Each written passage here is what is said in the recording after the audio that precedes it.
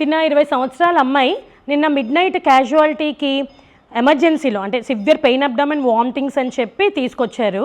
Scan చేసి examine అంతా చేసిన తర్వాత రైట్ సైడ్ ఓవేరియన్ సిస్ట్ అంటే కుడిపక్క అండాశయంలో ఒక 10 సెంటీమీటర్స్ హిమరేజిక్ సిస్ట్, రక్తం గూడుకట్టున్న సిస్ట్ టార్షన్ అయిపోయింది అనమాట, అంటే మెలి తిరిగిపోయింది. ఇలా ఉంటే ఇది సర్జికల్ ఎమర్జెన్సీ, అంటే ఇమీడియట్గా సర్జరీ చేయాలి. ఎందుకంటే ఇది ఇలా టార్షన్ అవడం వల్ల ఓవరీకి రక్త ప్రసరణ అది తగ్గిపోయి ఓవరీ నెక్రోటిక్ అయ్యే ఛాన్స్, హిమరేజ్ అది ఎక్కువ ఉంటే పేషెంట్ షాక్లోకి వెళ్ళే ఛాన్స్, ఇన్ఫెక్షన్ రిస్క్లు అవి ఎక్కువగా ఉంటాయి. సో దీనికి ఇమీడియట్గా సర్జరీ చేశాము. పాపం వీళ్ళు అటెండర్స్ వీళ్ళు పానిక్ అయిపోయారు, ఎందుకంటే అసలు ఇలాంటిది ఉంటుందని చెప్పి అసలు వీళ్ళకి తెలియదు అనమాట. సో అవగాహన కోసం ఈ వీడియో తిన కూడా చేయమని, మేడం నా గురించి చెప్పండి, 10 డేస్ నుంచి పెయిన్ వస్తూ ఉంటే సివియర్గానే ఉన్నా సరే టాబ్లెట్స్ అవి తెచ్చి వాడాను, ఇలా ఉంటుందని తెలియదని చెప్పి.